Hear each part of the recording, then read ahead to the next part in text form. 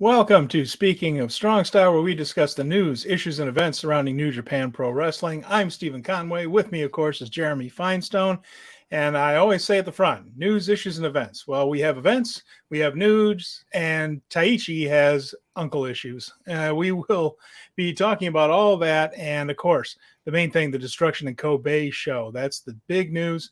And then a lot of major events coming up. So, Jeremy, we have gone from this little space where there were mostly house shows and an occasional thing on New Japan World, and now we're just kicking into full gear. There are major shows across the world happening week after week. I'm feeling blue, man. I was actually going to take a leave of absence from this show with everything going on, but Taichi stole my gimmick. So I decided to show up and let's talk about everything that happened in New Japan Pro Wrestling this week. Yeah, well, we appreciate you being here. And Colin, we appreciate you being here, of course, as always, with us live. Appreciate that. Happy to see you. And just the Destruction in Kobe show, a pretty newsworthy show, a really good show. And we're going to go into that. Of course, we're going to be talking about future events. We're going to be talking about some of the fallout from Destruction in Kobe and looking ahead. So with that, I mean, I think we should just jump right into this. Jeremy, it was a major deal. Yeah, look, I was not expecting this show to be as newsworthy and strong as it was, including the main event. The top of the card, the semi-mains were particularly noteworthy. And it was a shot in the arm. As I was telling you before we went live, it felt like we were on cruise control with New Japan ever since the end of the G1. And this was a major upshift and just a shot in the arm, man. We are still waiting for New Japan World to do its update that they talked about before. But this one aired live on the traditional NJPW World at Kobe World Hall. And this show drew 4,212. That's a pretty good. We'll talk about where that is in context, but that's a really good run there in Kobe. That's a good crowd, and they were treated to a heck of a show. You could also sense that having a big crowd again brought them some energy. This one was kicked up definitely from some of the other house shows we've been seeing and hearing about on there. So it all began with down at the bottom, the Bullet Club. Clark Connors and Drilla Maloney. They are, of course, the IWGP Junior Tag Champions, title not on the line. And they face Tiger Mask and Kevin Knight. Now, this one got everything off to a hot start because of Kevin Knight. Basically, he opened the show with a running tope con hilo to jumpstart this match, which was much appreciated. Because his regular tag team partner, Kushida, isn't able to get to Japan until later because he has bookings in the United States, Tiger Mask was filling in, and they worked this match more of a showcase for Kevin Knight. Because, of course, he and Kushida are going to be challenging a little bit later on. But they worked hard to get Knight over. I'll say this, too. Maloney and Connors are really starting to gel as a team. They had some really interesting and fun double team moves in this one. I enjoyed watching them work together. And in the end, they hit the full clip, which is a double team move they do. It is a spear from a suplex position. So usually it's kind of up on they got the guy in the suplex position. The other member of the team jumps off the ropes, spears the guy out of the suplex position. Pretty good looking move right there. So obviously they did that on Tiger Mask, and so he took the fall here. The War Dogs have good double team chemistry, like I mentioned. It was a good match. And with Kevin Knight in there, they beat him down a little bit afterwards, just to put a little extra sauce on that. But overall, it makes me really excited about seeing Kevin Knight go into the ring against these two again with Kushida. Yeah, no, I was really looking forward to it. I liked that they made a mention of the All-Star Junior Festival as well. The win that Kevin Knight had over Clark Connors. It made that show feel like it mattered a little bit more in the hindsight than it did at the time. Fun opener, man. Really enjoyed it. You covered most of it. Yeah, and also DJ Convoy is here. We're going to get to some of the comments that are coming in a little bit later when we get to. We're going to talk Nakajima in a little bit. Oh, yes, we will. No worries. We'll get that up there. We're going to go with this one, though. This one was in a weird spot, but then now we kind of know why. Just 5 guys, but it's a 6-man tag, so not all 5 of them, just 3 of them. Sonata, Doki, and Taka Michinoku facing the House of Torture, Evil, Yujiro Takahashi, and Dick Togo in match number 2. set up for later. We'll get to that big angle, major angle alert in this one. You guys all know what it is, but we're waiting for it. Sonata kicked Evil early, and he took the belt, which I thought was kind of funny because it turned out to be an NJPW shop replica belt because the plate was little plastic plate on the side was falling off, which just gave them a chance to plug the souvenir shop for the most part. This one did have energy to it, and that was missing from some of the house shows. So they knew they were telling a big story later in the day, and they worked a little harder than usual. Taka won this one with the Michinoku driver, so we should have known right that there were strange things in the air. If Taka Michinoku was winning a match clean with his move, even if it's on Dick Togo. Sonata still did not get the belt, although we think it was a fake one. And the storyline they had here for this belt falling apart as the side plate fell off was, well, Evil wouldn't bring the real one here so Sonata could take it back from him, of course. He brought one of the fake ones from the Tokon shop, which you can find online for a... I got to tell you, those belts are hugely overpriced. If that's the quality, yeah, I think they're like, they were $2,000. I think they're like $5,000 US dollars now. Like they have a markup on them, and that was not the sell that you needed for like quality craftsmanship from New Japan. No, Evil dropped in a big side plate, fell off of it for the love of God. And Sonata took it back to the corner, and he's just looking at it, and the belt in one hand, the side plate in the other, and says, "I got to deal with this shit." So, boy, tell you what, it was the beginning of a long night for Sonata, as it turned out. Up next after that, we had the Gorillas of Destiny. This would be the Tongans, of course, teaming up with Jado and El Phantasmo. So Hikuleo, Tamatonga, and Tangaloa. And they faced the Bullet Club. This one was Kid and Coughlin, of course, the heavyweight tag team. Chase Owens, David Finlay, and Ghetto. About 10 minutes, 12 seconds here.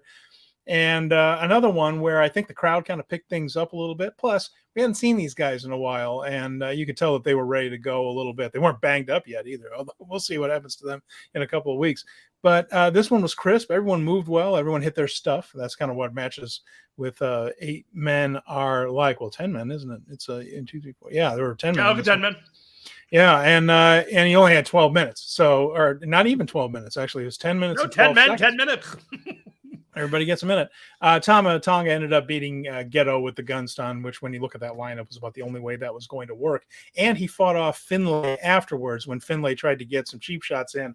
So strong babyface match here just to try to remind us that the challengers are coming later on in tour. Yeah, so this is also setting up the Hikuleo and El Phantasmo tag match for the strong title with Gabriel Kidd and Alex Coughlin in a couple of weeks. And they did a lot of work laying that down. I feel like we're just going in circles with these guys. And if House of Torture and Just 5 Guys wasn't such a boring feud, we'd probably be more critical about this feud. But this is actually a breath of fresh air after going through all of that. So feels electric compared to Just 5 Guys. They are benefiting from good card placement. Well said. Up next, we had the Chaos team of Leo Rush and Yo facing LIJ's Bushi and Hiromu Takahashi, so the juniors from each of the factions here. And we were curious to see how Leo Rush was going to work this match. He's a heel in the United States with Impact. In fact, he just beat the hell out of Kushida. Now he's teaming with Yo. And, of course, Yo's in Chaos and Kushida's Hantai, so it's, you can get away with it. But I noticed that Rush was not working as a heel per se, but he was certainly a little more aggressive, cocky, and flamboyant with his mannerisms. He wasn't the humble, focused one we saw in Best of the Super Juniors. He had a little of that heel flair to him in Swagger. This one. Yeah. And this was a good match, actually. This one really came together nicely. Of course, 3 of the 4 people are pretty much at the top of the game. Well, Yo is maybe a notch below that, but Yo is a talented guy. Bushi's also pretty talented. So good match. They actually did something that I have not seen. They do a breakdancing move, Yo and Leo Rush. That's the thing where it's almost like a victory roll where they're holding each other's ankles and they roll forward. Back in the 80s, back when in my day, that was kind of a famous breakdancing move that you would see out there every once in a while. And now they incorporated it here. First time they hit it in a way that it didn't look like garbage. They actually got the momentum going and it had some speed to it. I haven't seen that move in 5, 6 months. It's been a while since they've been together and even pulled that move off. Yeah. And in the end, it was a showcase for Leo Rush, which makes a lot of sense. He's challenging for the junior heavyweight title, along with Mike Bailey, who's also busy in the United States and then, well, the rest of North America for that matter. The man's busy everywhere and won't be along until a little bit later. But he hit the rush hour, final hour on Bushi to win the match. So it was a victory for Leo. And this is going to be a great triple threat match. This was a nice showcase for him. Everybody worked hard. This was a lot of fun. It was 9 minutes and 14 seconds, but loved it. It's amazing to me. We have all these 10-minute matches, but the show was 4.5 hours long. Yeah, this is a long show. Oh my God. This is a long show.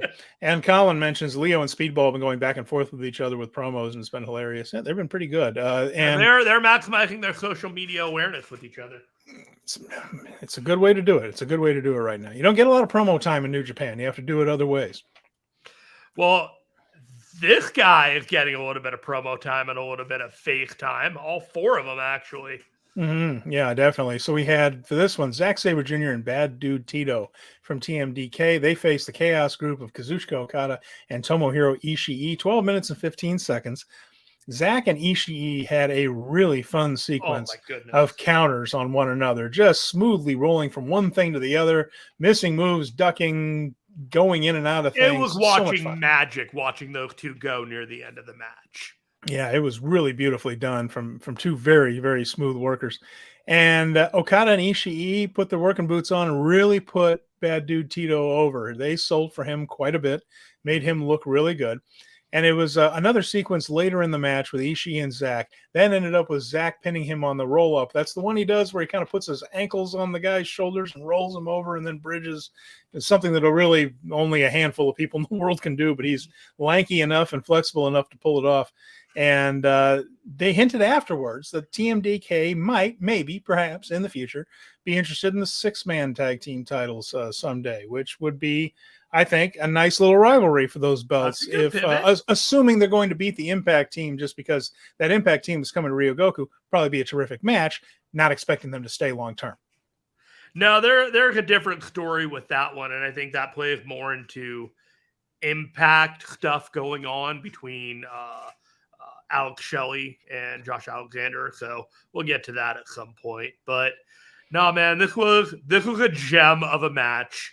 I cannot stress enough that if you love seamless chain wrestling, Ishii and Zack Sabre Jr. had some of the best chain wrestling you would see all year long. It looked like butter. I could not believe the impact, but the smoothness at the same time. And they just gel really well, man. The whole match, just a really fun one. So up next, we have to talk about this. It is the King of Pro Wrestling match between Taichi and Sho with the seconds handcuffed. And so here's how this worked. Our hearts were broken. There was of course, a lot of stalling from House of Torture. They came out, and this was only a 13-minute match, but it was probably almost a half an hour from start to finish between the angle at the end and the stalling from House of Torture at the beginning about not wanting to get in the handcuffs. And that's a heel thing that goes back, I don't know, decades. I mean, hell, all those things where you would see Bobby Heenan. This was a Broadway performance. Mm-hmm. Now, so they came out there, and of course, we had Sonata being handcuffed to Evil. We had Taka Michinoku to Dick Togo, Doki to Yujiro. All made sense within their own little pockets of this feud. And of course, Yoshinobu Kanemaru was injured. Fine. So that was 3-on-3. House of Torture was polite enough to wear white T-shirts so we could tell the difference among who was who at ringside. That was nice. Thought that was very polite. It was like new merchandise for the highly popular faction. I was wondering if we were going to be able to tell, because Just Five Guys wears black. They wear black. I'm like, how are we going to be able to tell who's who down at ringside? They fixed that problem. So House of Torture still manages to interfere in this match. These handcuffs did no good whatsoever. Might as well not have been there. And Just Five Guys didn't particularly do anything about it when they did try to interfere, even though they were handcuffed off. So they still managed to hold Taichi on the outside to tease a count out, which the referee just stared at like a dipshit. The crowd was waiting for the angle here. Everyone kind of sensed that this was a setup for something. Didn't quite know what. Right. Evil managed to distract the referee again, who got bumped. Yujiro threw his cane in the ring. Dick Togo threw powder. There was a low blow to Taichi. So now we're just booking the living daylights out of this thing. Sho grabs the wrench. All right, here's the big move. Then, out of the back, someone running, not limping, running. Yoshinobu Kanemaru. He wasn't hurt the whole time. He slides in the ring. He takes the wrench from Sho. Magically healed. And everybody started to sense that something was wrong when he took the wrench and didn't hit Sho with it again. So then he takes a big swig of whiskey and sure enough, spits it in Taichi's face. And he has turned on the Just Five guys and is joined with the House of Torture. He pulls the t-shirt off. They even gave him one of the white t-shirts beforehand. Is nothing sacred, I ask you. Sho ends up hitting the shock arrow for the pin. Yoshinobu Kanemaru has turned on his stablemates and joined up with House of Torture. Taichi leaves the ring in tears. Why, Uncle Nobu? Why? And Evil immediately, suddenly, after weeks of hemming and hawing, loves the lumberjack match idea now that they have the numbers advantage, and that's going to be taking place at Ryogoku Kokujikan for Destruction in Ryogoku. So that'll be a lumberjack match between Evil and Sanada. The deck is stacked against just 4 guys now. What are they going to do? I'll say this. I got worked. And it's embarrassing for me because that doesn't happen to me very often.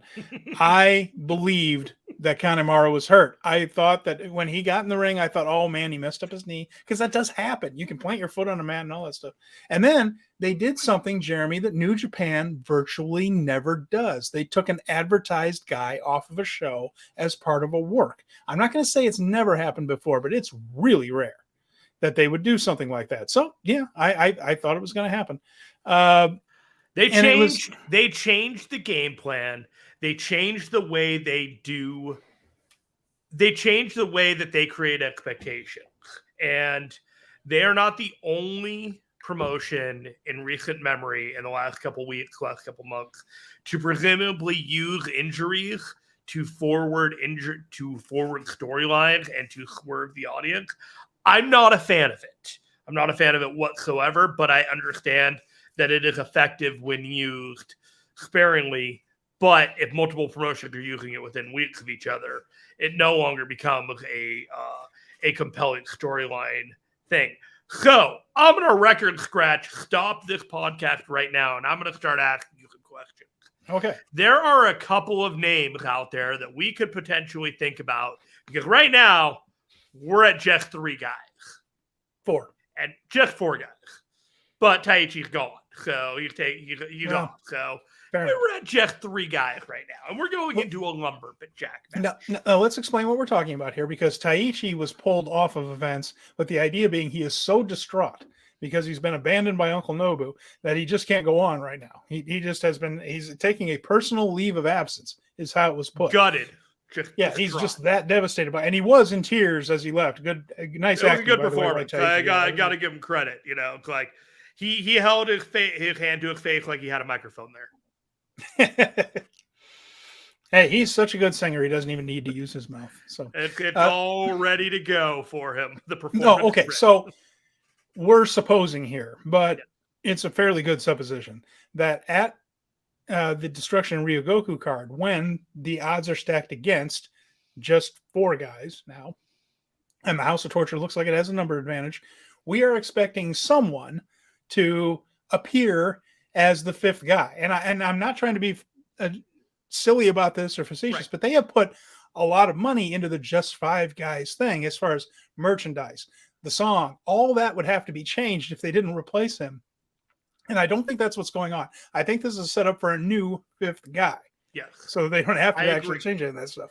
So I have 2 the question is who, and it's down to 2 people, one of whom apparently is leaving Noah and another one coming back home. So tell us about it, Jeremy. All right. So we got 2 names that we have both independently come to apparently as possible new members for just 5 guys. Both of them are exciting for different reasons. As of yesterday, there was only 1 name to consider, and now it seems that we have 2. The first is Yuya Uemura, who may or may not be headed back to Japan as we speak to continue his career here in Japan. Where and when and what he's doing all remains to be seen. But his time in Impact is done. he is no longer apparently on excursion from unconfirmed reports. And so he could be one of the candidates to be a new member of Just Five Guys. That would be an exciting, young, fresh face. Or Noah has the member of Axis that is now just leaving, Katsuhiko Nakajima. Right. And he's leaving Noah. He has not announced where he is going next. But his dates are finishing up in the middle of October. Does not mean that he could not be involved elsewhere doing other things with New Japan prior to those final dates. Especially because Noah has worked a lot with New Japan. Yes. So even if he is still under contract at the very, very end, they might be able to work a deal out on that. That's possible. I'm leaning hard toward Uemura being the one coming back home here. I don't know about Nakashima. If he comes to New Japan, fine with me. Talented dude. Wouldn't mind seeing him. But I'm leaning hard toward them going with a younger Just Five Guys and having the upstart coming in and have Nobu work with the House of Torture crew here. A younger, more vibrant, maybe Just Five Guys. That's what I'm thinking, that we're going to see Uemura come back. Again, no inside information. They've been very tight-lipped on all this. Haven't even announced there is somebody coming in. They're playing the whole odd stack. This is all just kind of, hey, a lumberjack match is an interesting way for a guy that we were not planned to do so. Right. And here's a couple of comments that are pretty good here. Colin says, I never saw Kanemaru as a babyface anyway, so I'm fine with this. Okay, well, that's fair enough. That's and DJ Convoy mentioned Nakashima coming up, or is he just going to do freelancer stuff and operate out of All Japan?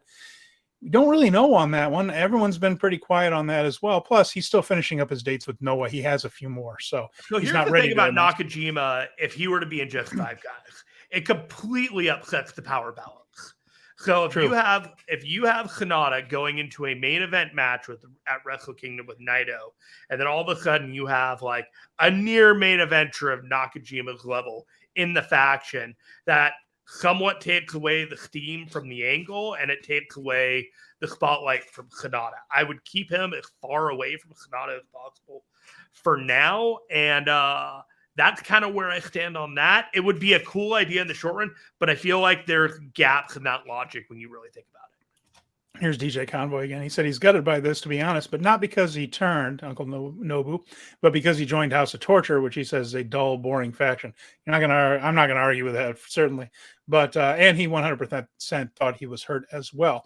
He also asked an interesting question that I don't know the answer to on this one. Does Uemura have any connections to the Five Guys? Now, I'm not aware of any in storyline. Like, I don't think he was tangled with them before he went off to Impact, which is a long time ago. No, he's been away a while. Taichi was actually, seems like it was one of the last feuds that you had before he left. It was Taichi on excursion, around June 2021. So he had some matches with Taichi on the way out. Yeah. There you go. Well, that could be how they play it. So there's a little bit there, but they've stretched links with people with far less than that. Certainly, yeah, like putting Narita with Suzuki and all that kind of stuff. So you can do things like that. So yeah, that was that big angle right there, and the information that we have about it, which is, again, we feel that it's going to be Uemura that comes in there and takes that spot. We will find out on October 9th. But, and speaking of Destruction Ryogoku, before we go further, we will be covering that show live here, 4:30 p.m. Central, 5:30 Eastern, on Monday, October 9th. It's a Monday show, bank holiday in Japan, so it'll be on very early Monday morning on NJPW World. We will be covering it here in our regular time slot on Monday. We'll also do the Thursday show. We just felt that major show in Ryogoku, waiting until Thursday to talk about it, was a little bit too long. Kind of felt about it this week too. We kind of, after this one, we were like, damn it, we should have gone live on Sunday. But hey, live and learn. We'll figure it out. I did think it was funny that Sonata was going into Impact a couple weeks after Yuya Uemura is leaving, and then DJ Convoy here, when I was talking about the feud, tenuous, but there is connective tissue then. Yes, DJ, I call it yoga because it is a stretch. There you have it. So, but again, he can just kind of come back. There was very little between Yota Tsuji and LIJ at all. Not a whole lot there. So, that seems to have worked out very well. All right, up next. Now we had a title match after that. We have the IWGP Tag Team, Heavyweight Tag Team titles on the line. Hiroki Goto and Yoshihashi Bishamon taking on the Mighty Don't Kneel. That would be Mikey Nichols and Shane Haste. So this one's an interesting one as well. Fairly even at first. Goto sold early. And there was actually a very cool move here that I wanted to bring up by TMDK in this one. Mm-hmm. Mikey Nichols was trying for a superplex on Yoshihashi. Yoshihashi pushes him off. Shane Haste charges in.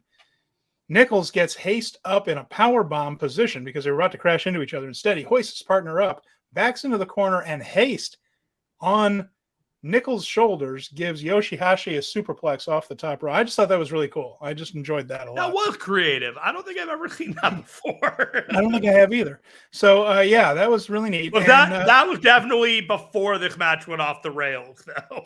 Well, yeah, and then TMDK controlled a lot of it early. Yoshihashi was in for a long time. There may be a reason for that, but we can't be sure anymore, can we? But Yoshihashi did most of the work in this one. Anyway, they managed to he managed to kick out of the Highway to Hell double team move that they do. Mm-hmm. He also got Goto broke up a tank buster. He was able to do that. Yoshihashi kicked out of the Highway to Hell, and then Yoshi got the win with the crucifix bomb, which is of course how a lot of matches seem to end in New Japan these days. So it feels like the end of schoolboy pin of New Japan now. Yeah, it is. It's funny. But anyway, Crucifix Bomb is all the rage these days. So he got the win with that. This was a strong Yoshihashi performance. He did most of this. Now, since then, Hiroki Goto has been pulled off of the house show saying that he is injured. After Uncle Nobu, we can't be positive. But it would be odd for a babyface, and that's what Bishamon is, a babyface, to be pulled off to fake an injury for really no storyline reason I can think of. So he might have gotten banged up here in this one. But Yoshihashi carried it. The match was fine. 12 minutes and 30 seconds. Feel like if given more time, these two teams can do better than this, but there was really nothing wrong with it, and they were coming off a big angle. So. Yeah, I think I talked to you about this last week, but it seemed like Bishamon was a likelier team to go into the World Tag League holding the belt and defending against them at Wrestle Kingdom than, say, TMDK. Not to say that TMDK isn't like a talented team, but it doesn't feel like their time to be like this upstart team, especially with Bullet Club out there kind of doing that same thing. So I'm just kind of under the assumption that they're going to have Goto heal up until the end of October and then, just try and gut him through the World Tag League and make sure he doesn't get hurt again. All right. We'll see how it goes there. Yeah. And Colin asked a question here. He says, are there two shows next week, Monday and Thursday?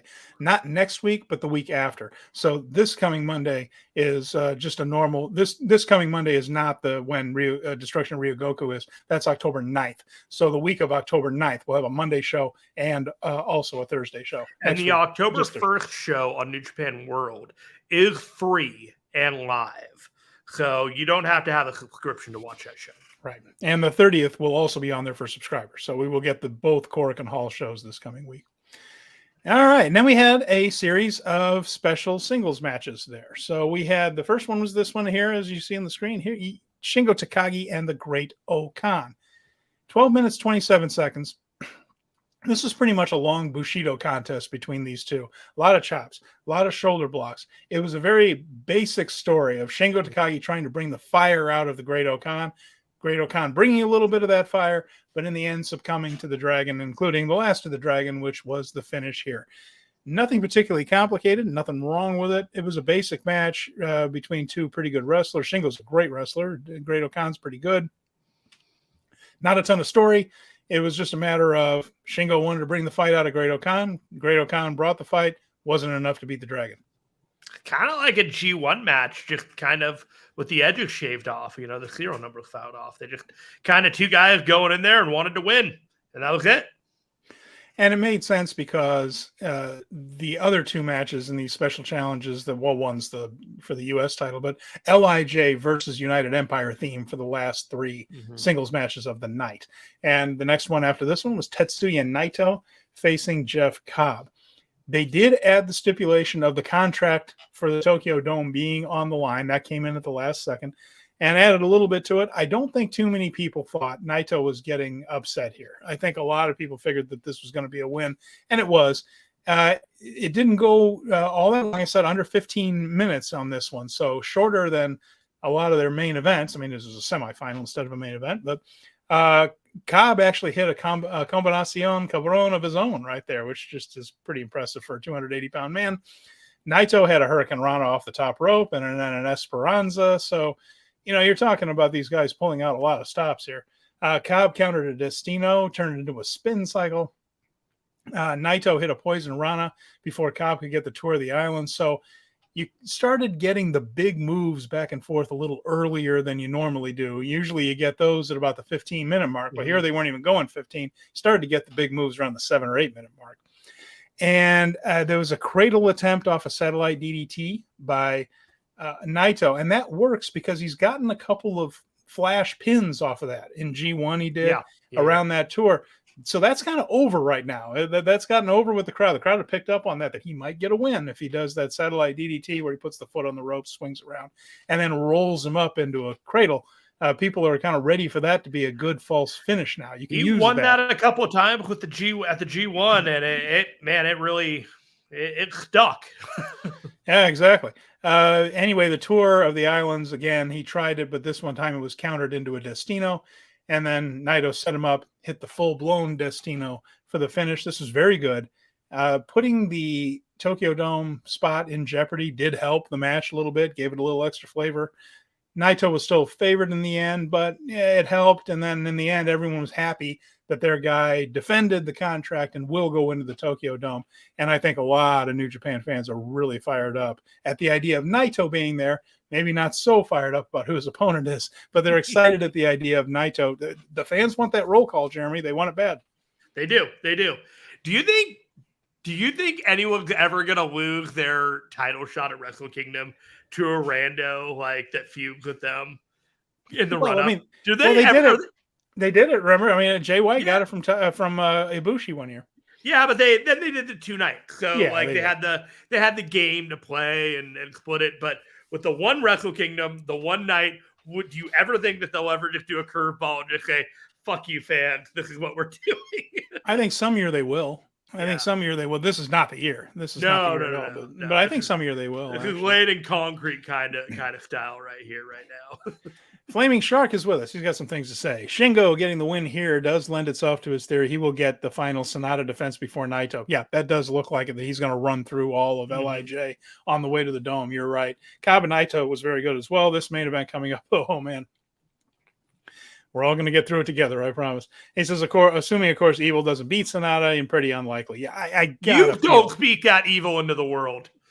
I gotta feel like this is just really stacking the deck so that Sonata can have a big triumph going into the Dome because he needs it. He needs a big triumph. The Empire has struck back with the loss of the King of Pro Wrestling title.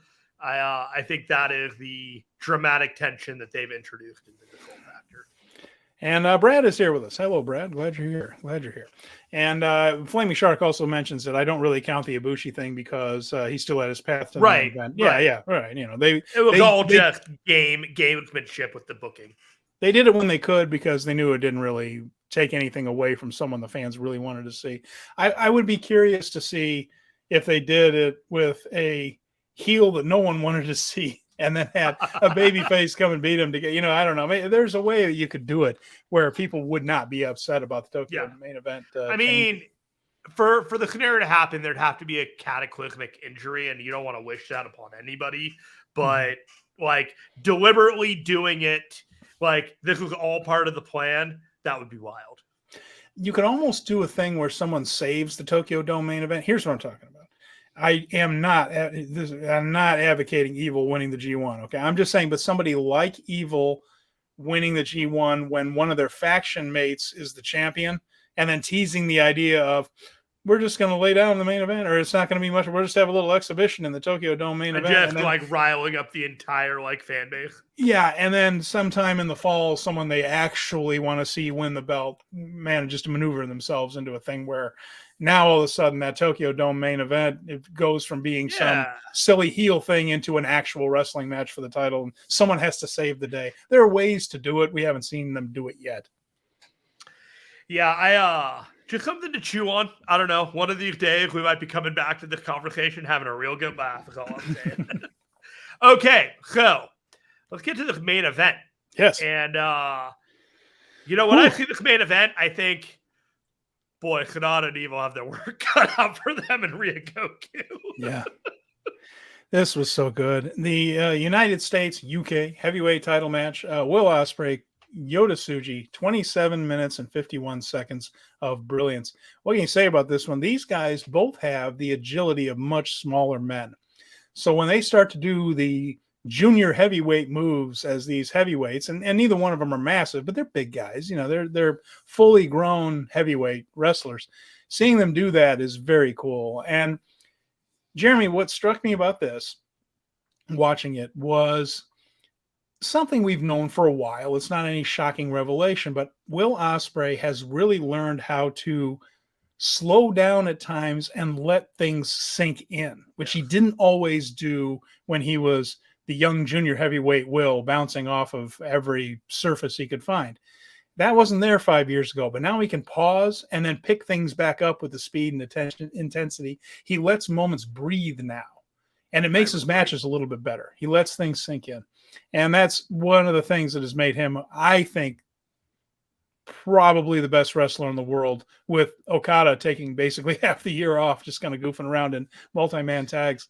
You mean raising a son might be a little bit of a focus right now? I don't know if he has a son or a... Remember, Will talked about having a stepson who's 3 years old. You don't get a lot of rest with those either. But anyway, the counters into the high impact moves, we started getting those, and those were great with these guys.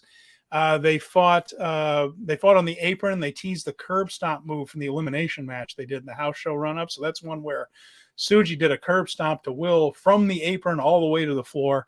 They teased it here, but instead of hitting the curb stomp, Will hit an os cutter from the apron to the floor. That was about the 20-minute mark. And now things were really starting to pick up. So another os cutter was reversed into a Blue Thunder type of bomb. I mean, both these guys had really inventive ways of getting in and out of moves here. And that sequence of stomps that Tsuji does is so great. Blue Thunder type bomb. And then Will is up on his knees and kneeling and leaning backwards, and he stomped him back, like his back the other way, instead of just, the traditional curb stomp, was the back of the head to the face. The crowd was into this one, man. They were really enjoying themselves. I was too. There was an os cutter for two and a big crowd pop. A Stormbreaker that was countered into a stunner. Then they started hitting each other's moves. So first Tsuji hit a spear, but Will managed to get just close enough to the rope, so he got his foot on the rope at the 2 7/8 count. That was a great spot. That was at the 25. The near fall of all near falls in this match. Oh, and Tsuji hit a stomp and a Stormbreaker of his own on Ospreay for 2. Will dodged a spear, hit a hidden blade, and then hit his own spear for a 1 count on Tsuji. Storm Driver, which everyone thought was the finish, but it wasn't. Tsuji kicked out of it. That got the big woo from the fans there. All 4,000 of them there. Hidden blade, and then a Stormbreaker for 3. This was brilliant. I did like the defiance by Tsuji before that final hidden blade and Stormbreaker. That was a really nice touch on his part. Kind of one of those mirrors the Okada and Ospreay dynamic in the other way, where Ospreay would be very defiant to the last blow, but he would eventually fall. It was a nice parallel. And afterwards, of course, a lot of praise on the microphone from Ospreay to Tsuji. And then Zack Sabre Jr. came out, which we all figured was going to happen because they have that big show at the Copper Box, Royal Quest 3, coming up. This was the natural main event for it. And in a nice little treat for the folks there in Kobe, both Will and Zack did a lot of that promo in Japanese, challenging for that match. They did finish it up in English, though. but they did a great job. They good promo in Japanese there, setting up the copper box. Tsuji was incredible in this one. Will is an absolute genius. I can't wait for London, but both of these guys were absolutely fantastic. One of the best matches I've seen in a while, and this stacks up with anything at the G1, anything you're going to see anywhere. I mean, really outstanding work. I love this. This was a fantastic match. I thought it was probably one of the best matches of Tsuji's career, and it was just another night for Will Ospreay. And I don't mean that like to be like blithe, but Will Ospreay is really fucking good. Like he is one of the best wrestlers in the world. He is this version of Will Ospreay, not the AEW version.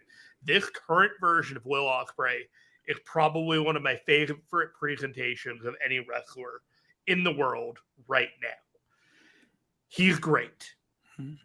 Yeah. I want to be very careful about what I feel about Yota Tsuji because I think he is fantastic. But I am very cautious about the efforts and the intensity to shoot him to the moon or belt him or make him the world champion. He's got so much time and so much ability to develop, and he is phenomenal, and you could call him a phenom. But we got to slow our roll on Yota Tsuji. Like, he can hang, but I am not sure that he can lead. And I want to see some of those scenarios. I do. At a main event level, like, I know he can hang. And he has proven he can hang with Sonata. He has proven that he can hang with Will Ospreay, and he can hang with a number of others. I have no doubt about that. But I'm just like, slow down a little bit on the Yota Tsuji love. We got a bunch of guys on that same level, and right now the focus is on him. But I don't feel like New Japan in general is going to strike when the iron is hot with him, especially when they have the other two Reiwa that are there right now. And so there's going to be a sense of like, okay, slow down. I don't even think that Yota Tsuji has the big singles win outside of the G1 yet. Does he? No, yeah. He's lost all of his big matches so far, but that's the slow burn that Geto likes to do with these guys. As far as what you're saying, I agree with you that Geto's not going to pull the trigger. Right. Mind you, if he woke up one day and said, nope, screw it, I'm going with Yota Tsuji, I'm launching him. I'd be shocked, Tsuji, but I would see it. Like, I would get it. I would be very surprised. He's not going to do it. What I'm saying is, if something just got a burr in his saddle and he just decided, okay, I'm doing it, I think Yota Tsuji absolutely could carry it. I don't think he would be. If they wanted to pick a young guy, I think he has both the ability and he has the charisma to do it. And when he starts winning these big matches, which won't be too terribly long, when he starts winning these big matches, I think he is going to be a monster star in this company. Yeah. So if we were to look at a scenario post Wrestle Kingdom with Naito having the belt, I could definitely see a Yota Tsuji Naito match at Dominion, with Yota Tsuji winning next year. Like, there is a scenario in there in my mind that is very easily happening. Maybe even him winning the New Japan Cup and challenging and doing something like that. I'm saying, like, right now, slow your roll, give it a few more months, because New Japan is not going to shoot him to the moon like the way that we want to, especially going into Wrestle Kingdom. More like out of Wrestle Kingdom might be his time to shine. Let's take a look at some of these comments. Flaming Shark says, we all knew this was going to be Tsuji's best match of his career, and it still exceeded expectations a bit. Yep. And he also says, can't get over how ridiculously good Will Ospreay is at every element of wrestling at this point here in 2023. He makes everyone he touches look like a star. So him with a rising star is magic. Absolutely correct. Brad, hey, there's Brad right here. Ospreay is without a doubt one of the best. And if you said the best, I wouldn't argue. But Tsuji more than held his own. This was no carry job by Will. Tsuji is a star. Absolutely right. Yeah, he has been great in all of his big singles matches. This is a guy that has now main evented in Kobe in front of 4,000 people. He main evented Dominion. I think he's proven that the fans are into this guy, and so Tsuji feels like they could fast track him to the world title if they wanted. Definitely think he wins it within the next 3 years. We'll see about that one. I think. 1,000%. I would take that. Yeah. And Colin says, you wonder why Will isn't permanently broken down. He had a fantastic match with Marufuji, and then he goes and has a match of the year candidate with Tsuji. very few people have been on the roll that Will Ospreay's on right now. Just once a week, Will. It's very, very rare to see somebody this good in this many ways. So Tsuji's star presence from Flaming Shark again, and just how exciting his wrestling style is, an amazing combination. I'm a huge fan of all the recently graduated Young Lions, but Gabe Kidd and Tsuji feel like can't miss stars. So there's some love for the War Dogs. And he says Zach and Ospreay promo was hilarious. You can tell Will was struggling with the Japanese, while Zach's Japanese has gotten really good, and he was pretty comfortable. This is because Zach has been living in Japan pretty much full time since the pandemic. He didn't go back home. Well, Will did. Will's Japanese got pretty good, but then he left, and he hasn't lived in Japan since before the pandemic. He managed to get back rusty home. and yeah, it does. It's not. It doesn't stick as easily as some others. And let's see, the closing promos were awesome. This is from Brad. Chris Charlton saying he didn't expect to be translating their promos. Sent me. Yeah, he didn't, did he? All of a sudden, he was translating promos from two Brits. Did anyone else think it was interesting and possibly strange, from Brad, how Kevin Kelly kept leaning into saying that how Ospreay could be leaving NJPW? He said it a lot. He did. And there could be a couple of different reasons for that. I noticed the same thing. It could be that they honestly don't know where Will's going to go next. I'm not sure that any deals have been done or even verbally agreed to on that. And the other one is really, he's finishing up with New Japan, but Kevin Kelly's an AEW announcer. So, if he does go over to AEW, which a lot of people think he's going to be, Kevin's going to be called, it's one of Kevin's guys. Kevin's an AEW announcer now. He's no longer ours. It's sad. And Shark says he'll give it 3 years, but just because everyone's so hot on him, I'm not sure New Japan will wait. Yeah, there's so much star power with the guy. And I mentioned last week that he's Nakamura-esque in a lot of ways. And I think that charisma is really starting to pour in. And that's one of his stories currently. His contract is expiring. He's doing the MJF thing, just not in the mega heel way. Yeah, Will's definitely playing that up in his promos that he is a sought-after upcoming free agent. And sometimes when you hear an announcer, we're so used to them using announcers to send us one way and then fake back the other direction, that when an announcer really walks in on something, we think, oh, now it can't be that. Yeah, now they're wanting to know this detail. This is important. But it is true that his contract is up, but it's not up yet. So I don't think AEW can particularly. I mean, I know they're talking. Everybody's, all that kind of stuff. It happens. If Will goes to AEW, he can't sign anything now. Back. If Will goes to AEW, he's not coming back for more than 3 or 4 shows.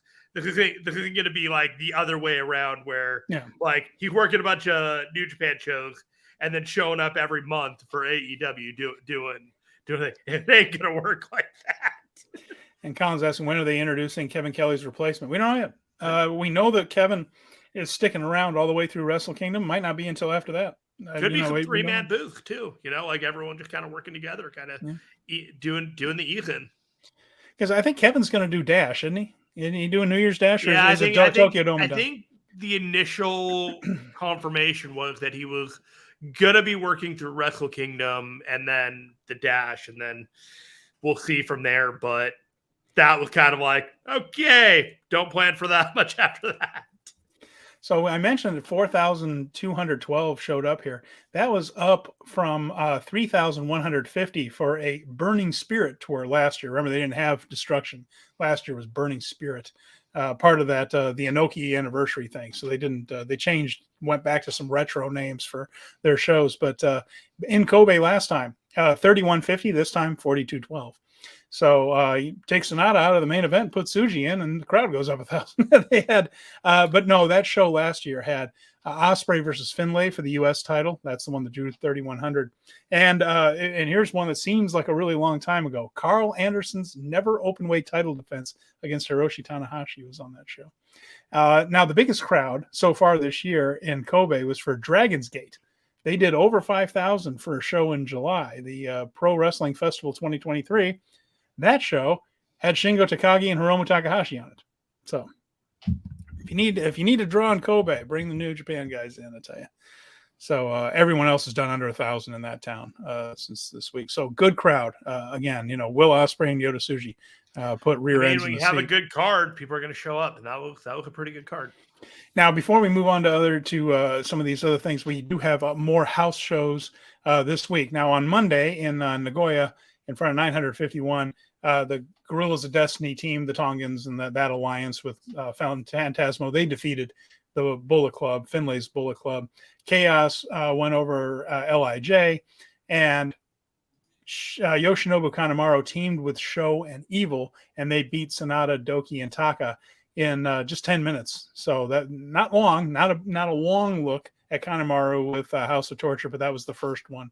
And in the best of 7 series, by the way, Yuji Nagata, Shota Umino, and Master Wado defeated the strong style team of Minoru Suzuki, Ren Narita, and Desperado. So now that best of 7 series is 1-1-1. So they had the one draw in Chiba, and then each team has gotten a victory in that one. So 1-1-1, and we will be seeing that in both Korakuen Hall shows this weekend. Do you think that best of 7 is going to end in a draw? Could very well. I mean, part of the story they're telling is these guys are so incredibly evenly matched that it's taking an act of God to get one to show that they're an inch better than the other. Right. And I think the whole thing is going to come down to we have to put them in a match with the Tokyo Dome to get any kind of resolution on anything. And even then, it might not be the resolution. But I think that's kind of where it's headed there is a special singles match at the Dome between the two. That's my guess. I don't know. Yeah. That's the way it feels to me. The Gorillas of Destiny over the Bullet Club again. So the challengers going over strong in the house shows there. That's in Fukui in front of 909 people on Tuesday. LIJ over Chaos. So that one's going back and forth. And then once again, of course, the House of Torture team beating just 3 guys. This time it was 11 minutes. So they lasted 1 minute longer than they did. But and then today, very similar set of preview tags in Saitama. So that takes us into these shows at Korakuen Hall on the 30th and the 1st, and we'll get to see them. So anything you want to add to that before we go over some of the key matches for the weekend? No, not really. I mean, you covered the details. There's not much other than just like these matches are happening, and we'll finally get to watch them.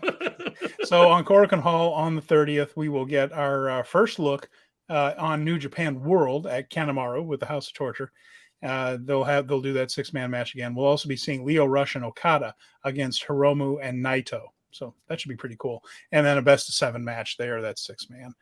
Tag team series. And then for October 1st, the next day, key matches for that one, another best of 7 match, another 6-man match with just 4 guys and House of Torture, and then an elimination match in the main event. That'll be Hantai, Kevin Knight, Kushida, El Phantasmo, Hikuleo, Tongaloa, Tamatonga against the Finlay Bullet Club, which includes Finlay, Owens, Coughlin, Kidd, Connors, and Maloney. An elimination match there where you're either pinned, submitted, or thrown over the top rope to the floor. That's how that's going to work on October 1st. You can catch those on NJPW World.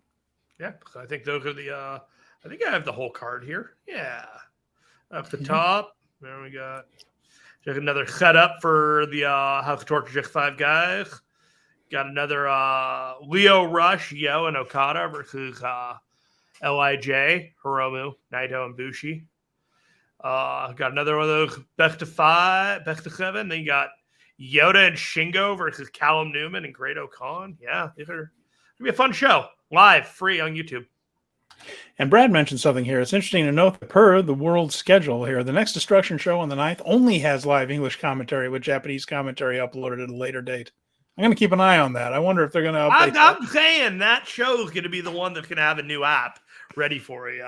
Yeah, it's going to be disaster. So. I bet it's going to be disaster, and everyone's going to be complaining that they can't download it. And they can't watch a show, and the energy is just going to be like, blah, blah, blah. And everyone's going to be wanting the old world app, and then it'll be like, this is the way of the future. We are going to have, we're going to have an Apple Store app that's going to work perfectly and beautifully on my smart television, and we're going to be rolling in puppies and unicorns. Jeremy, don't put that.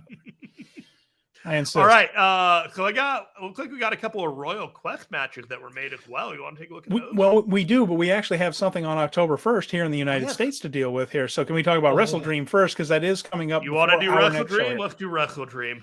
That's right. So here we go. Of course, the dream match here. Bryan Danielson, Zack Sabre Jr., and that is coming up there. That's the big one for me anyway. The reason I want to see Wrestle Dream, although I don't know if I'm going to be able to see once it in a lifetime. Yeah, well, probably. Yeah, I mean, well, it's hard to say. I believe Bryan Danielson when he says he believes he's going to slow down. I don't necessarily think Bryan Danielson is going to end up slowing down. I believe that he thinks so now, today, as he is speaking. But I don't know if he's necessarily actually going to slow down. But yeah, he thinks he is. So let's get this match in the ring. And everyone's excited about it. You can tell that they're excited about it. And not just in months after this match was originally supposed to happen. And Colin coming in hot here says the only decent match on the card. I don't know if I'm going to agree with you on that one. I think there's some. I think Eddie Kingston and Katsuyori Shibata for the ROH and NJPW Strong title could be pretty interesting. My understanding was that was originally supposed to be Moxley and Shibata. Well, yeah, this will be better. I kind of like that match better, but more than Eddie and Shibata. I do. I don't know. I just feel like Eddie and Shibata shouldn't be wrestling each other right now. They're more aligned than not. But well, that's not. It is a match to have, and they both have a mentality of just the fighting spirit. So yeah, I think that's where I'm. It doesn't really matter. But when AEW is presenting it and not New Japan, even though it's an Inoki tribute, it just doesn't ring true to me. I like the comparison and contrast with Kingston and Shibata that they're very, very different wrestlers, but their characters have the same, fight to the death mentality. Yeah. And I think that could make for an interesting match. They're very different styles, of course, but with that same drive in storyline. I think that could really work. And Moxley against either one of these two would be good too. But I this one kind of caught my eye that I would like to see. Yeah, so Bryan Danielson and Zack Sabre Jr. Let's get back to this one. Yes, sorry. This is going to be fantastic. I'm really, really, really excited for this match. It's just going to be special. And I really want it to be the one and done that they do. And I don't know if that's going to be the case because it may be that good that they have to do it again. That is very, very real. I feel like there's a sense that Bryan Danielson is almost like the Roman Reigns of the world of pro wrestling. No one can beat him right now. And that the eventual match is going to be Danielson and Will Ospreay to really see who the best in the world is at this exact moment. But right now, this one has got me really, really excited. And then we still have Danielson and Okada too coming up too, which we're pretty sure that we're going to see soon, probably in Tokyo. So yeah, there's a lot of great stuff. I don't know. Ospreay has got Danielson's mouth, name in his mouth, quite a bit. And then Swerve Strickland and Hangman Adam Page. This will be a match between two wrestlers. We'll go on to the next New Japan match. The next one is Chris Jericho, Kenny Omega, and Kota Ibushi. I was pretty nice to Hangman there, I thought. No, I love it, but we're talking the New Japan stuff. So, Hangman hasn't really done New Japan in 5 years. I love him to death, but the politics of talking about that match on a New Japan show is just not the way I want to spend my day. So a 6-man match here. Chris Jericho, Kenny Omega, and Kota Ibushi on one side against the Don Callis-led trio of Sammy Guevara, Will Ospreay, and Konosuke Takeshita. This is interesting to me, Jeremy, for a bunch of... Well, I mean, anytime Omega and Ospreay are in the same ring, it's exciting. You have Takeshita, who has kind of sort of taken that Kota Ibushi thing, hasn't he? Konosuke Takeshita match has that air of this could be a classic at any moment. So a classic could break out, and we know that Ibushi can't really do that anymore. Yeah. So we're kind of seeing the new generation version against the old generation version of it. So this one has a curiosity factor to it for me to see that old school Ibushi versus the guy who's taken that mantle a little bit. So there's a lot to unpack here, and not going to throw you under the bus here, but you're not watching AEW when it comes out. So you did not see last night's episode. No. With what happened. So Takeshita and Callis went to the DDT show this past weekend. Mm-hmm. And during that time that they were in Japan, they filmed a segment in which they assaulted Kota Ibushi at a wrestling studio / his personal training area. It's probably a good idea to shoot that on film so he doesn't get hurt. They assaulted him with the umbrella, and eventually Konosuke An umbrella? Takeshita How dare they? hit him straight in the face with a kettlebell. So he went down now we're hard. talking, when you said umbrella, I decided it was the distraction by Calix to hit him with the umbrella so that Takeshita could, get the upper hand and take him out. I thought it was 1978 again. All right, we're so fine. Now with Calix, with the 2023 version of the Heenan family, which I absolutely love, Will Ospreay is now a full-fledged member of the Calix family, along with Sammy Guevara, who turned on Chris Jericho last week. Calix is now calling Takeshita the Alpha, which is furthering his feud with Jericho, who was originally the Alpha, feuding against Omega in Japan for their feud back in 2018. So there are a number of ties to the New Japan history and lore that they are trying to draw from to make this match more interesting. And these are the right guys to pull this thread, but it's almost like you need a lore book to really unravel why these three facing these other three is in fact so consequential. And I guess I was the guy to do that for you today. There you have it. So there's one other from this one, right?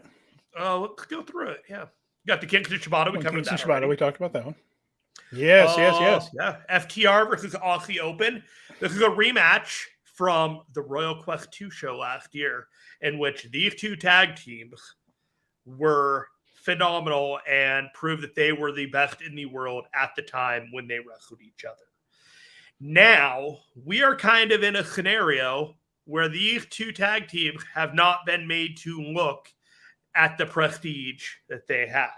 FTR is currently doing a number of open challenges on Collision and Dynamite, in which they are barely scraping by against teams that they should be beating handily. And yes, it is important to put younger teams over, but if you say you're the best in the world and take a shot at us and you won't you'll miss, you gotta wrestle in a psychology better than barely scraping by against teams that shouldn't be getting that close. As for Aussie Open, question though, is that the way they're working the match or the way they're being told to work the match? I tend to think that FTR has a lot of creative license to run their angles the way that they see fit. That's just kind of the read that I get. As for Aussie Open, if you want to make them look like world beaters, do not have them be beaten in the world in front of 80,000 people on a pre-show to lose the tag team titles. I wish that they had thought all of this out before they decided to do this match, because this is a fantastic match.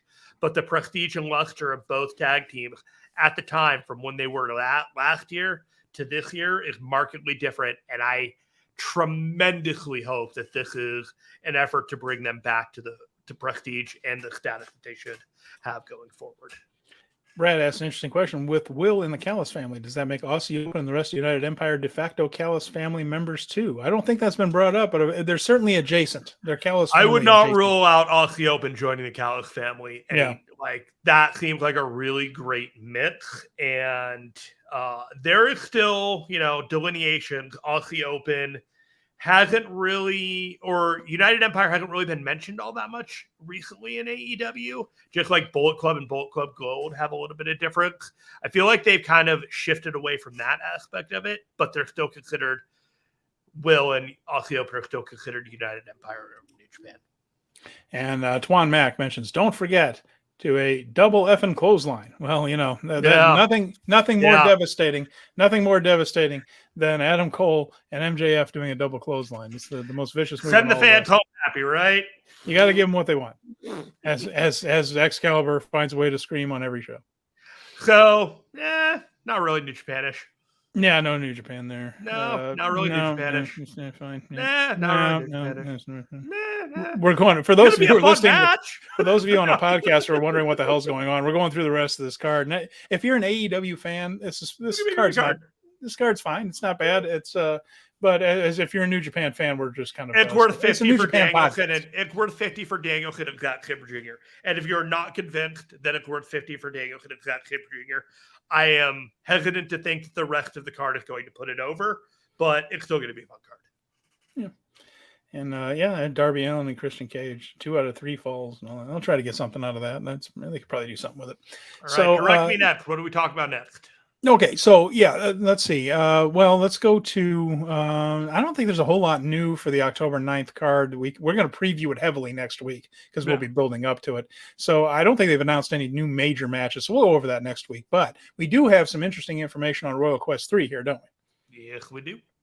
So Will Ospreay and Zack Sabre Jr. is now official for the US, UK, U-All championship there. So that's going to be the one. And everyone's going to look forward to that one. And there's another one they added in here that's just going to be a whole heck of a lot of fun. Tomohiro Ishii and Shingo Takagi. Let's just beat the hell out of each other. It's going to be so great. Going to be wonderful. Who doesn't love this one? And then they also added this one in, which is Yota Tsuji, who, okay. Well, we'll do the 6-man tag and then we'll get to that. So we have Eddie Kingston, Hiroshi Tanahashi, and Michael Oku, which is an interesting combination, taking on TJP, Jeff Cobb, and Hanare. So heavy United Empire presence on this show.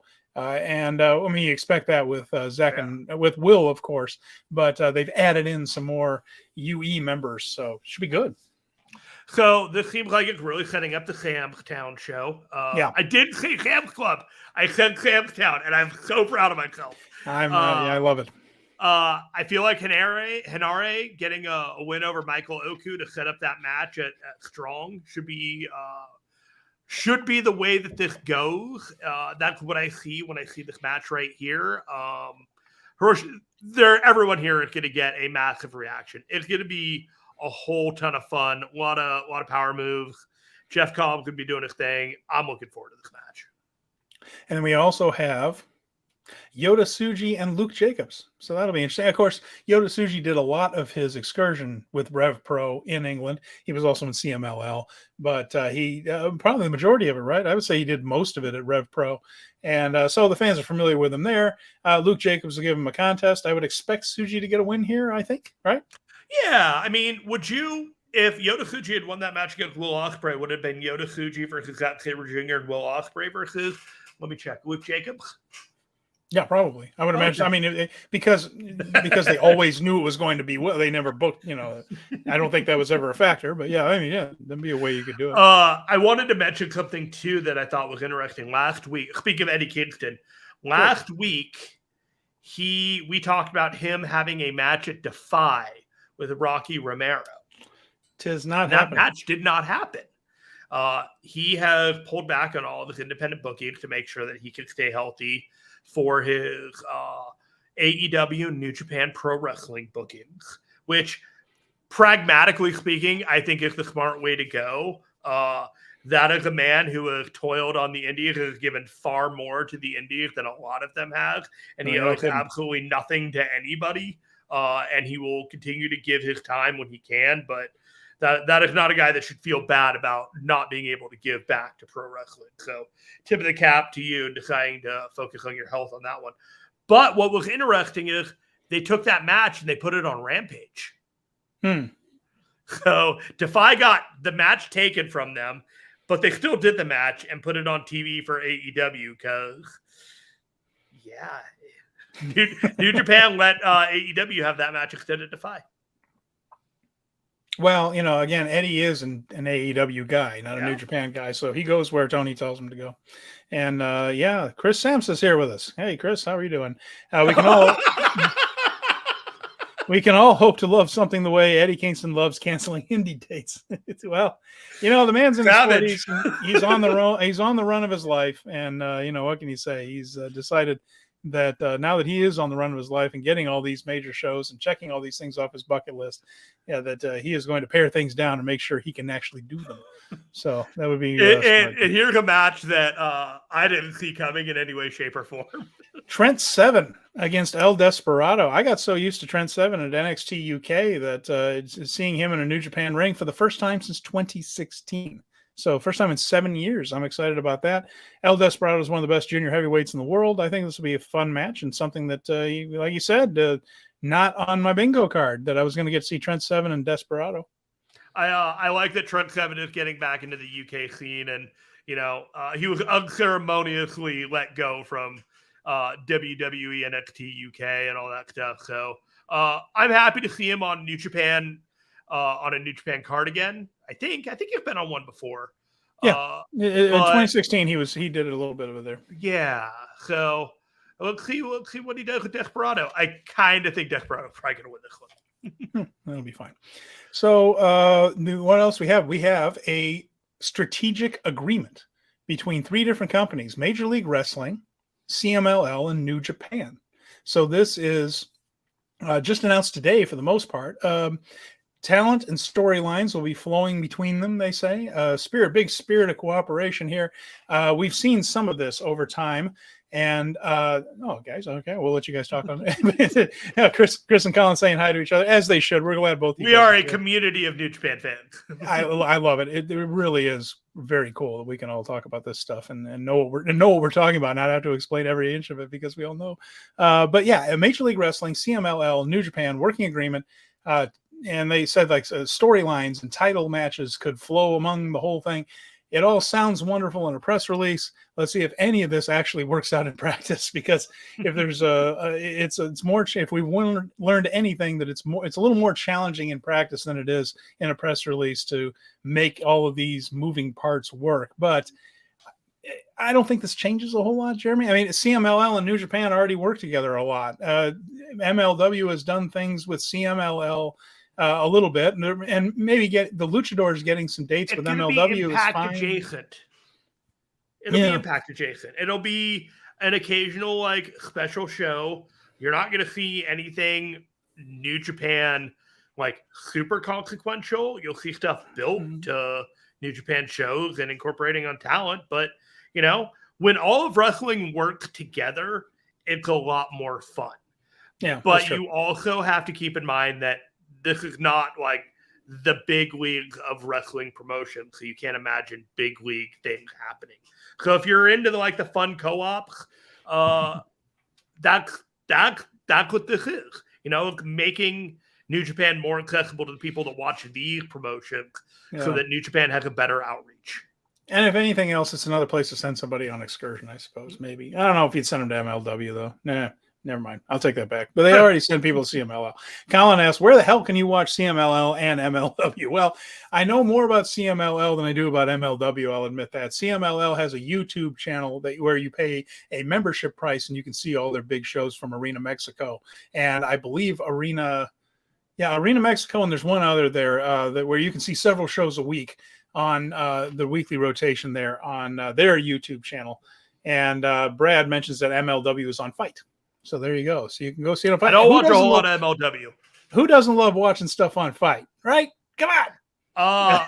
The day that I am able to remove the Fight app off of my TV is going to be a great day. But there's always that one show every 3 months that pops up there. It's guess I'm watching Fight today. Now, I believe Colin's in Scotland. He's a Rangers fan, so I believe he's going to be able to help us out with this one. NJPW will have TV on the Extreme Sports Channel on Pluto TV, and who doesn't have that on their TVs 24 hours a day, 7 days a week? But there it is. We have NJPW going to be on TV in the UK, France, 35 other countries, which are currently listed. I'm not going to name them all. They're all up on your screen right now. Extreme Sports Channel on Pluto TV. You can catch New Japan. I can name them: UK, France, Austria, Belarus, Belgium, Bosnia and Herzegovina, for the love of God, Bulgaria, Croatia, Cyprus, Czech Republic, Denmark, Estonia, Finland, Georgia, Germany, Gibraltar, Greece, Hungary, Iceland, Israel, Kosovo, Latvia, Lithuania, Luxembourg, Macedonia, every single one of them. Malta, Montenegro, Netherlands, Norway, Poland, Romania, Serbia, Slovakia, Sweden, Switzerland, and the Ukraine. You can watch it all free on Pluto TV. And Jeremy, I'm going to correct you. It says right here on this press release, it is the Netherlands. You're right. The Netherlands in Norway. and then Oh, Norman. come on. It reminded me of I don't know if this is your jam or not, but the Animaniacs growing up would occasionally do like capitals or world countries, and they Right. bounce around and do it. And it was one of my favorite things of all time just to watch them do that song. So when I had the opportunity to go for it, I took it, man. I took that swing. So, of course, we're going through this whole Destruction Tour, and the Destruction Tour is back. We mentioned they did Burning Spirit last year. That was part of the 50th anniversary for Inoki. And I wanted to just bring up some of the history of the Destruction Tour as we close up here. We have a few minutes left. So now that it's back on the calendar, it's a series that goes back to 2007. And unlike most of the others, this one usually had multiple days to it. This year, Kobe and Tokyo. And it's also the first since 2019. Didn't have a Destruction Tour from 2020 to 2022. Some of the reasons were in a couple of those years, they did the Inoki anniversary. And then other years, remember, the G1 was actually later in the year to get it out of the way of the Olympics. And that originally was going to be just the 1 year because the Olympics were taking place during G1 time. They weren't going to do that. And then that got bumped back to September, and then the Olympics got bumped back a year. So then because of the pandemic, so then 2 years in a row, the G1 ended up in the spot where Destruction usually was. So what we have is the Destruction Tour back. So it began though as a one-day event. So from 2007 to 2011, it was a sumo hall show. And it took place in either October or November. The very first one had Tanahashi versus Goto for the IWGP title. Mm-hmm. And most of the time, the main event was an IWGP heavyweight title match. And that was really, so it was one of the major events on the calendar, one of the big title defenses. There were also some briefcase defenses on the way to the Tokyo Dome because of the way the show is situated on the calendar. It moved to Kobe from 2012 to 2014. Some of the early main events were Keiji Muto against Shinsuke Nakamura in 2008. That one drew 9,000 to Sumo Hall, so that was a big one. Nakamura also faced Tanahashi. Tanahashi faced Naito. So you usually got one of the biggest singles matches that New Japan had at the Destruction shows. In 2014, they began mixing up the formula. There were two events, and that year there was one in Kobe and one in Okayama. And Kobe had Bad Luck Fale versus Nakamura. And that was when they switched the Intercontinental title back to Nakamura. They helped make Fale a little more by having him beat Nakamura for the Intercontinental title, and then they had it switched back to Shinsuke here. Okayama had Okada versus Carl Anderson for the Tokyo Dome title shot. So that was when Carl made the finals of the G1 in some of these years. So Geto always took care of him as a single back in those days. So he challenged Okada for the Tokyo Dome briefcase.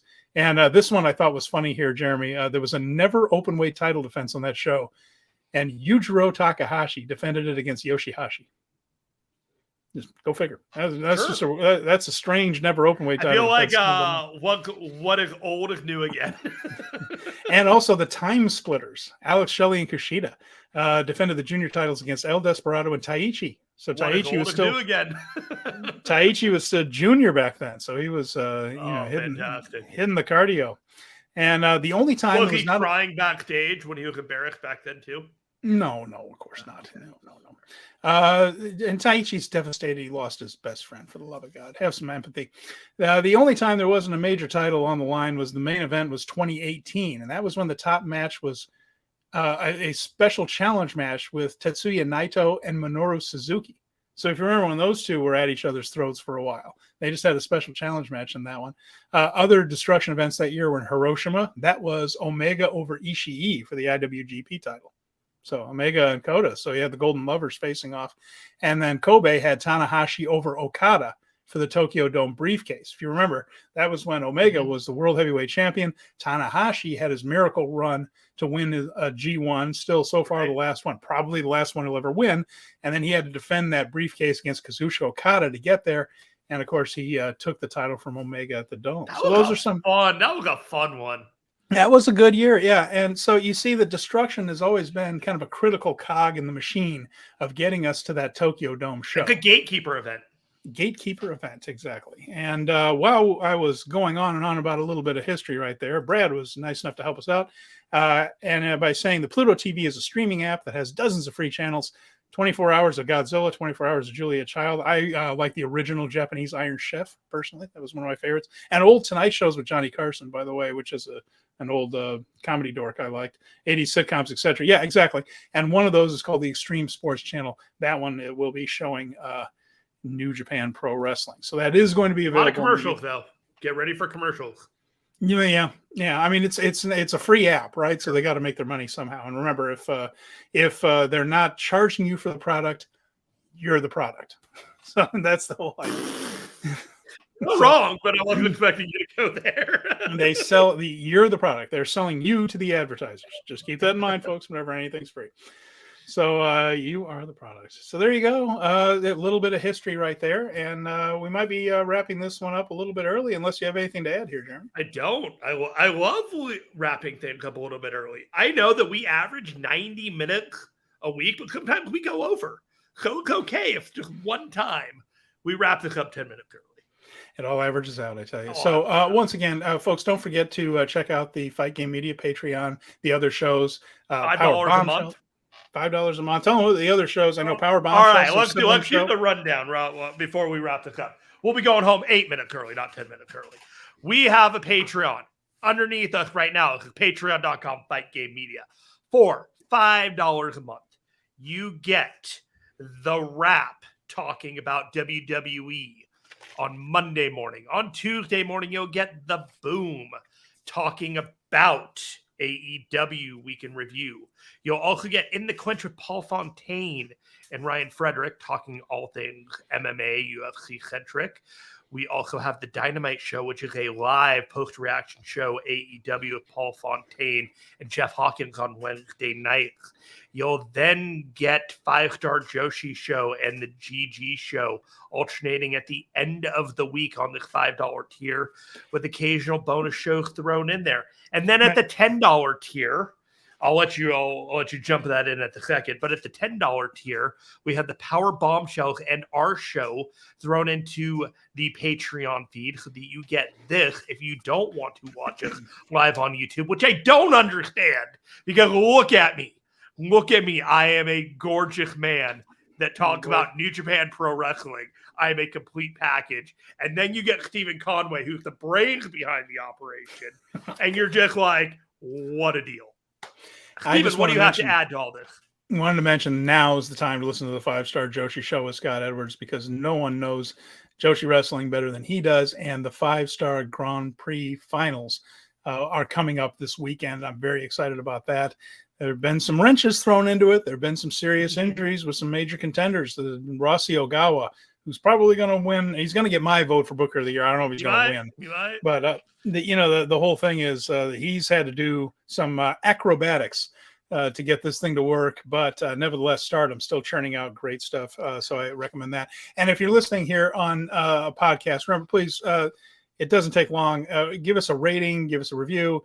All that stuff really does help people find the show. When they see the ratings, they see those reviews, it gets us into the searches when people look for New Japan Wrestling. It'll get some more ears and eyeballs on this show, and that's a big help. We were laughing in hindsight. We were like, we probably should have done more of a reaction show for the Destruction in Kobe. Yeah. So don't forget, we're going to do a live reaction show for the Destruction in Ryogoky the Monday after the show. It airs Sunday night, Monday morning for most people. We should have a time for you next week, letting you know when that reaction show will be, probably around the same time we usually go live. Yeah, I imagine it'd be like 5:30 Eastern for that. And then Colin says, have you seen the videos with Leo and Speedball? Well, they have been doing an awful lot of this back and forth on social media, and Colin's been putting it over.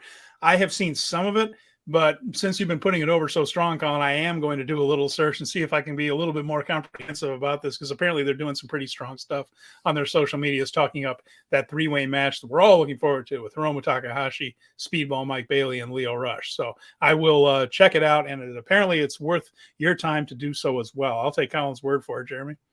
Yeah. Let's wrap this up, my man. All right, there we go.